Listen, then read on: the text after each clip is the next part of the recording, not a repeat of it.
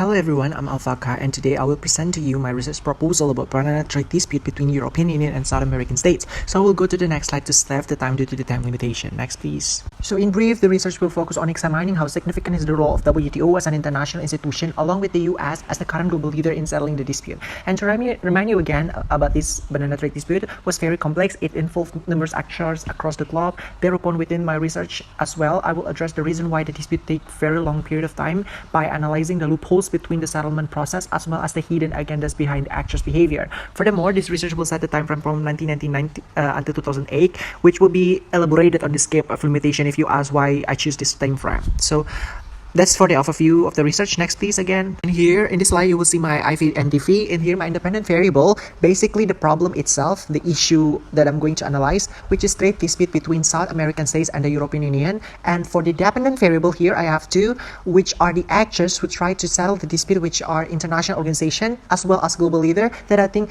plays a significant role in the dispute settlement process. So that's why I think that this case is dependent towards the actors that I put on my DV because it has plays a significant role in settling the dispute in my IV. So for my research question, you can also see on the slide, which is how significant is the role of WTO as an international organization and the US as the current global leader in settling banana trade dispute between South American states and the European Union. So my research will focus to answer this question. So as time is limited, I will go to the next slide. And you will see also the objectives and significance of the study here. So for the objectives of my research is to investigate the relevancy of international organization in handling dispute between its member state, as well as measuring the power of global leader to intervene in such matters. By investigating this aspect, this research will figure out the loopholes behind the status quo of international institution. So the main objective here is to find out the loopholes between the current system of WTO's dispute settlement body. So that's my objective of my research. And for the significance of the research, I do think that by investigating the loopholes behind the current system of WTO, I hope that this research will discover several recommendations to counter the current weakness of international institution for global governance that would eventually able to give contribution or benefit to the world order as well as the academic community. Next again, please. As promised, I will explain about scope of limitation. Basically, I chose the theme from 1999 to 2008, even though this dispute has started long before 1999 actually. And I know you might be asking why did I choose this time frame, right? So basically it is because 1999 was the first time US tried to intervene the dispute as a great power. So that's why the starting point of the research gonna be on the first time US engaged in the dispute. And why it ended on 2008? Because 2008 was the first time the case met its clarity of its settlement, because during this period of time European Union finally willing to negotiate to achieve the midpoint of the dispute. Before 2008, European Union unwilling to settle the dispute, unwilling to negotiate with the disputing parties. In 2008, ultimately EU wants to negotiate peacefully with these disputing parties. So next please again, that's about the introduction. Now we proceed to the next chapter, which will be the literature review. Here is the IV and DV along with the research questions. In this part, I will review the related literature in accordance with my IV and DV as well as my research questions. So next again, to save the time. And you can see in the slide also the list of literature that I will be reviewing in this video, several from journal articles, several from books. So next again, to save the time. Alright, so the first topic that I'm going to review based on several academic literature is about WTO's dispute settlement body, which also in accordance with my independent variable, which is about trade dispute. So based on all of the literature that I've read, I found consensus between them, which mentioned that the establishment of WTO was a response towards globalization that encouraged states to trade with one another to fasten their production processes. Therefore, WTO was established to regulate international trade. All of the reviewed literature also agreed that ever since the establishment of WTO, there was a huge increase on the number of international trade due to the presence of these regulations that made the state easier to trade with one another. However, I found two disagreements here on the reviewed literature, and I will elaborate them one by one. But first, let's see the disagreement on the principle of WTO. I found here that Mike Moore on his work argued that the WTO's principles succeed to ensure fair and equal trade between its member states.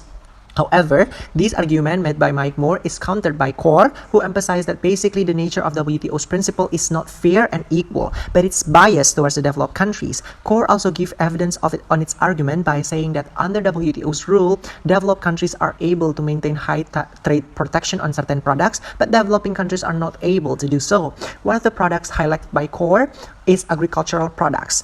Therefore, this provision, of course, Core considered as unfair. So that's the first disagreement. Moving on to the another disagreement, which is about the WTO's dispute settlement body.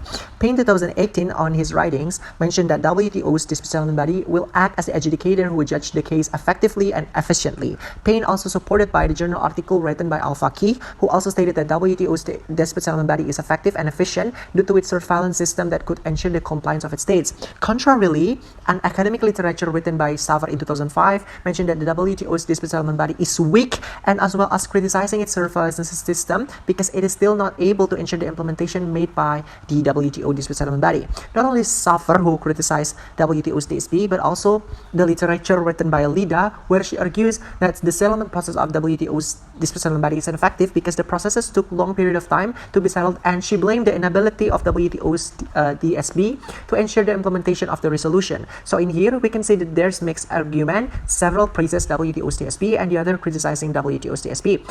So that is the consensus and the disagreement about the WTO's dispute settlement body. So I will save the gap of the literature for later on the last session of this literature review, so we can go to the next slide, which I will be reviewing the next topic. So the next topic will be international organization, which in accordance with my dependent variable. So in brief, based on all of the literature that I've read, all of them agree that the establishment of international organizations always follow the trend in accordance with IR. So what does it mean? So basically, it goes hand in hand with the current issues that happens at the time. For instance, the establishment of International Monetary Fund that was established after the World War II, where many countries impacted by the economic crisis. Beside from that, I also found the second consensus, which is the presence of international organizations succeed to facilitate states to be heard by other states by providing them a platform where they can express their country's stances on it and discuss about global issues. Not only consensus, I also found near consensus where all of the academic literature that I've read agreed that international organization could diminish uncertainties within the world system because they will create regulation to regulate states' behavior. However, there are still minor disagreement on it. For instance, like Marshimer's work, who stated that this institution is only a platform that is being provided, not the main actors that could solve the issue itself. So basically, Marshimer believed that the one that solves an issue is not the organization, but the states' actors involved in it, by persuading or approaching other states to diminish its aggressiveness within the platform provided by international institution. Contrarily, Bandari stated in his work, he believed that these institutions are highly influenced to constrain state behavior. So that's the near consensus, because all of them agree that institution could diminish uncertainties, but in literature, particularly Marshimer, say that international organizations not the main actors. And on the other hand, Bandari believed that, said it differently, which emphasized the importance of this institution in constraining state behavior. So that's the near consensus. Moving on to the disagreement that I found here is regarding the effectiveness of these institutions to solve an issue. Marshimer, again, who has more pessimistic approach towards this organization, believe that institutions are fundamentally ineffective because its abilities are limited, so they cannot prevent states to pursue its national interests. So state can always be egoistic, according to Marshimer. Conversely, Bandari disagree with Marshimer and said that international organization is highly effective to prevent conflict because it has provided a platform where every state can give their country's stances in order to reach the common interest of the issue. Another disagreement can be seen on the work made by Rajan, where he criticized the international organization because he's seeing that it is unfair by giving privilege to bigger states. For instance, like the veto power in UNSC and the voting mechanism in International Monetary Fund, which Rajan considered it gives special rights to bigger states as well. On the other hand, another journal article created by Syrian believed that even though it might have not so successful to ensure state compliance, but these organizations have paved the way for international cooperation, because even since the establishment of them, it can be seen that there's a lot of cooperation emerged between states. So with that being said, it can be seen that all of them agree that these organizations are beneficial, but some of them a bit criticizing on its effectiveness and its relevance as well. So moving on to the next topic that we will be discussing today.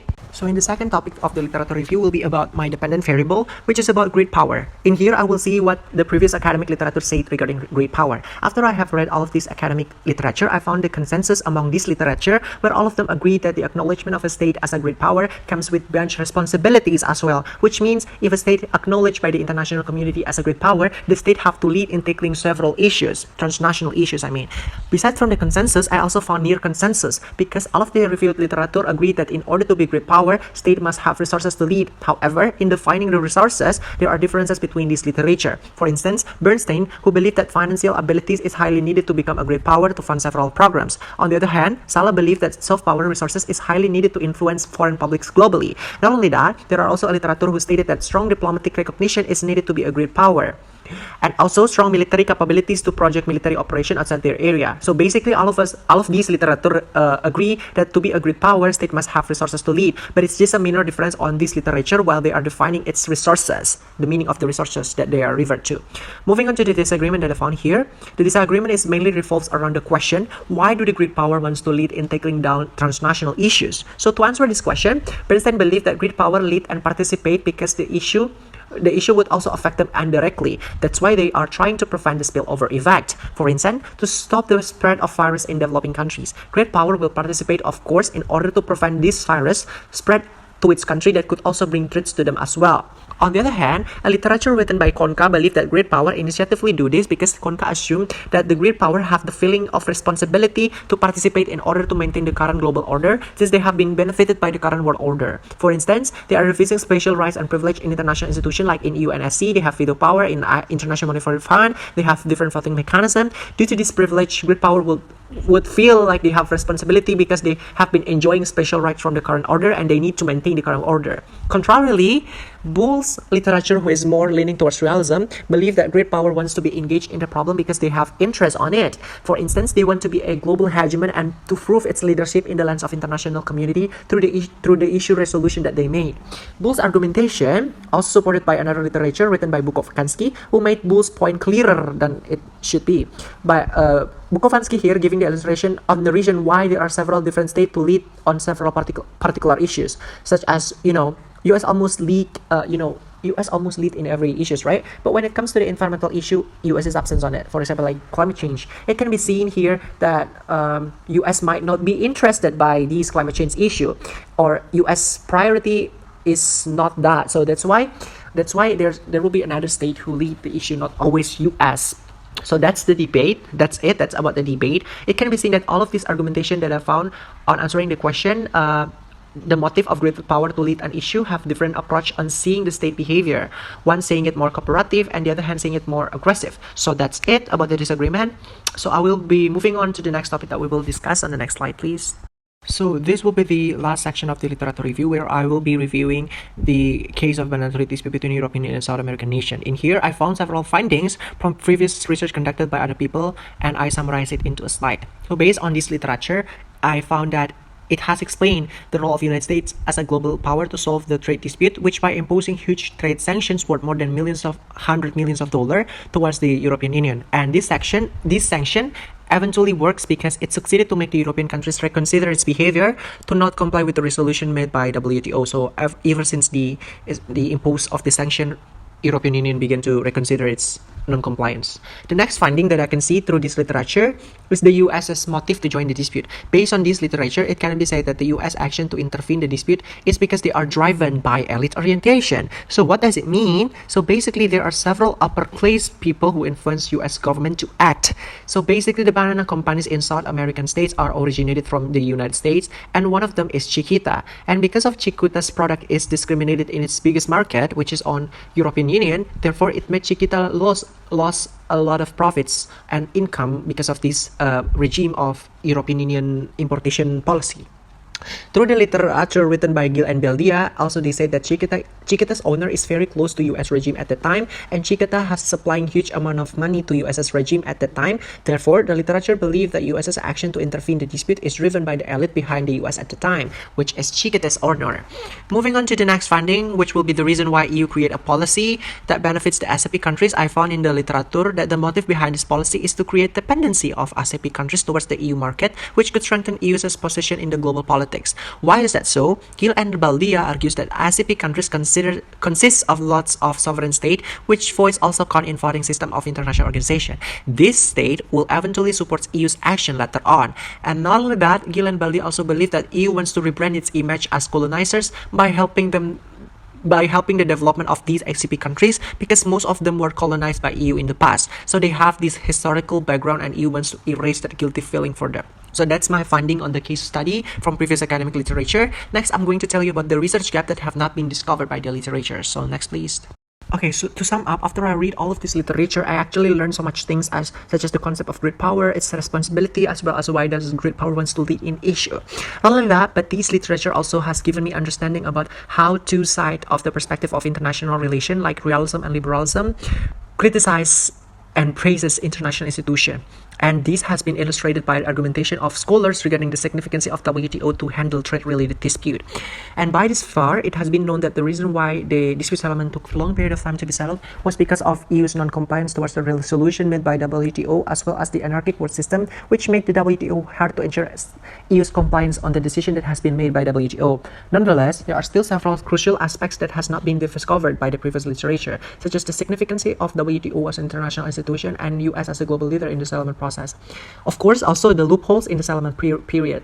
Like, what are the loopholes between these settlement period? This gap will be analyzed within this research, and to find this thing, I will utilize several theory and concept as the framework of the research, which I will explain on the next section, which will be the framework section. Next, please. So moving on to the conceptual diagram, in here, my independent variable is basically the problem that I'm going to analyze, which is trade dispute between South American states and the European Union.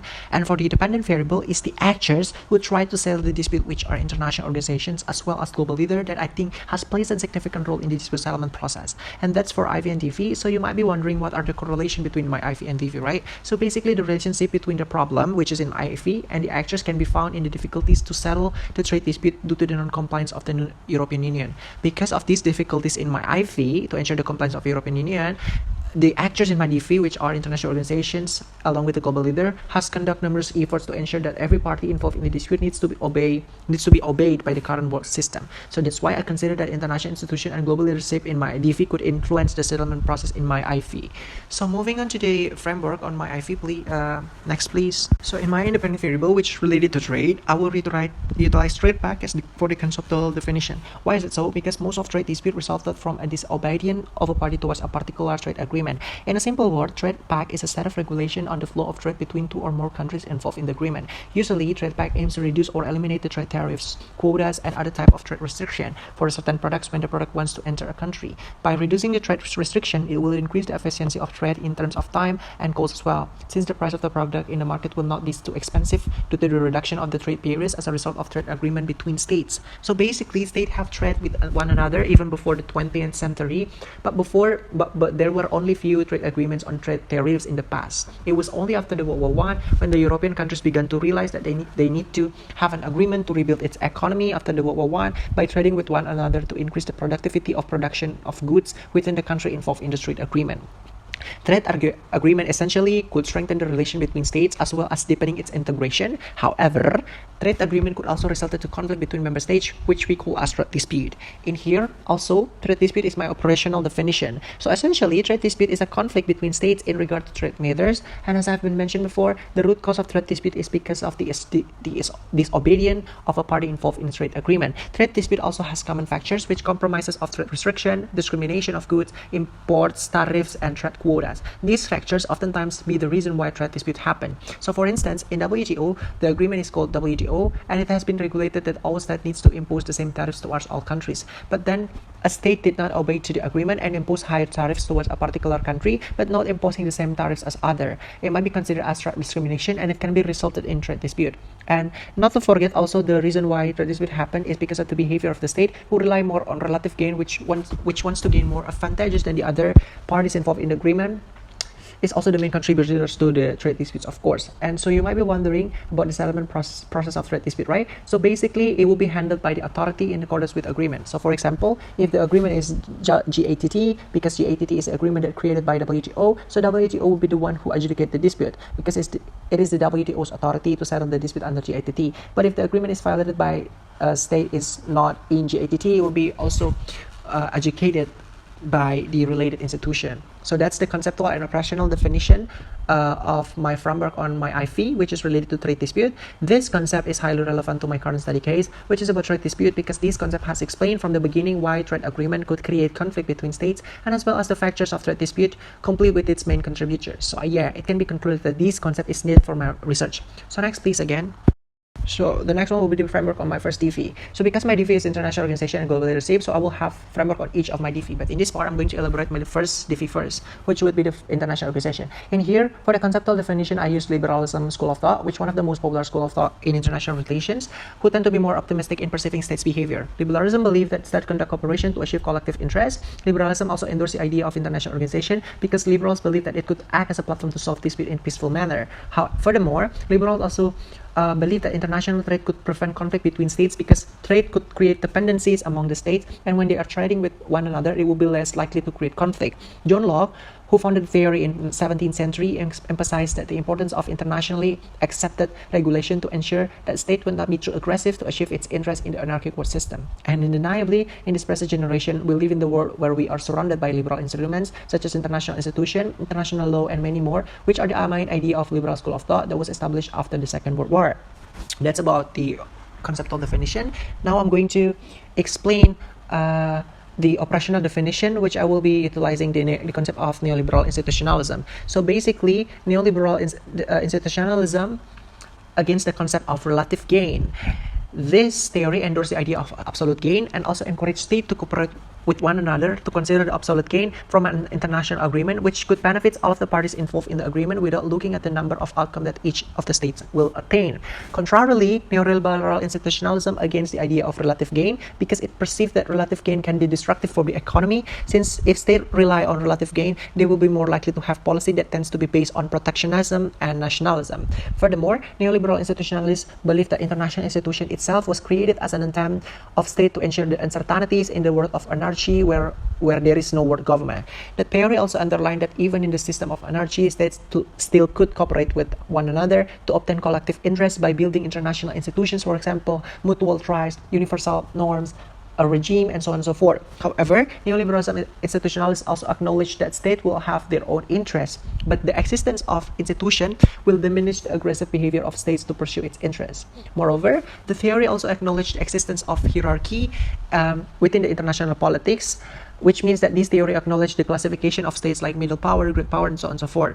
This theory goes further and considers that the classification of state based on hierarchical level is beneficial because it could be used as an effective instrument of policy. So what does it mean? So neoliberal institutionalists believe that great power could help the process to solve a conflict of global issue.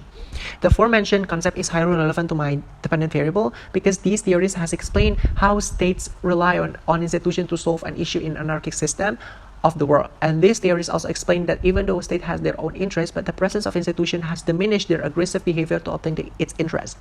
Not only that, this theory also explained the classification of state based on power hierarchical level in international relations and believe that hierarchical could be utilized as an effective instrument of policy, which is very relevant to our current study case, which is about US as great power, also involved to settle the dispute along with the international institution. So that's the framework of my first DV. Next, I will explain you about the concept that I will utilize for my second DV. Next, please. For the conceptual definition here, I use great power, which is an idea that a state who has tremendous ability in several sectors such as technology, economic, military, and as well as soft power resources can be considered as great power. Because of their big capability in many sectors, the great powers policy usually could influence other states to consider the great powers' existence stances, before taking its own stance or decision. So it can be said that great power is highly influential in international community because it could constrain other states' behavior. In every era, there must be a great power, and the status of a state as great power usually comes from the result of war. And not only that, the acknowledgement of state as a great power also comes with great responsibilities as well, because state that is considered as great power is expected to lead to solve global issue or conflict as well. But despite from the responsibilities, great power also enjoys a special right from international institution.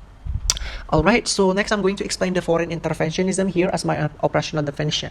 Interventionism itself opposes the idea of isolationism, where a state chooses to handle its domestic issue only and isolate themselves by refusing to engage with other issue that is happening outside of their territory. In the past, US before the First World War was holding the principle of isolationism, but after it got approached by the Allies in the World War, ultimately US drove from isolationism to interventionism. So if you're wondering what exactly interventionism is, it is simply a set of actions taken by the state to be involved in something that is not directly under its control. In its process, it oftentimes utilizes the state's instrument of power to constrain other states' behavior or to influence other states to follow what the states wants. The concept of interventionism also explains several factors why a state wants to interfere in several cases, which are: the first one is, of course, to achieve its national interest. The second one is humanitarian reasons. When there's a human rights violation and such, state can be interfere in it. The third one is want to prove its leadership by trying to solve the case. And last but not least is helping its allies that involved in the issue. Okay, so that's the concept of my DV, I decided to choose this concept because this concept could explain US as great power who might feel like they have responsibility to help the settlement process by intervening in the dispute itself. Therefore, I highly believe that these concepts are highly relevant to this current study case because it explains why state wants to interfere in state such matters. Next, please.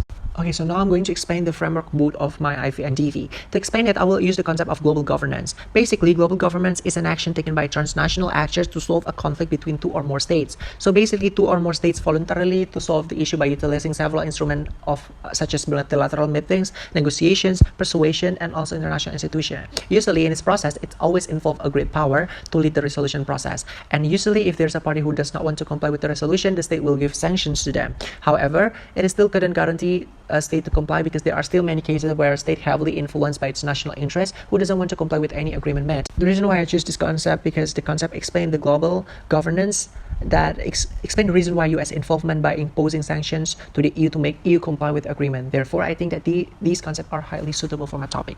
So that's it about the framework. Next, on the next slide, I will explain about the methodology that I'm going to use to apply these frameworks on my research later on. Next, please.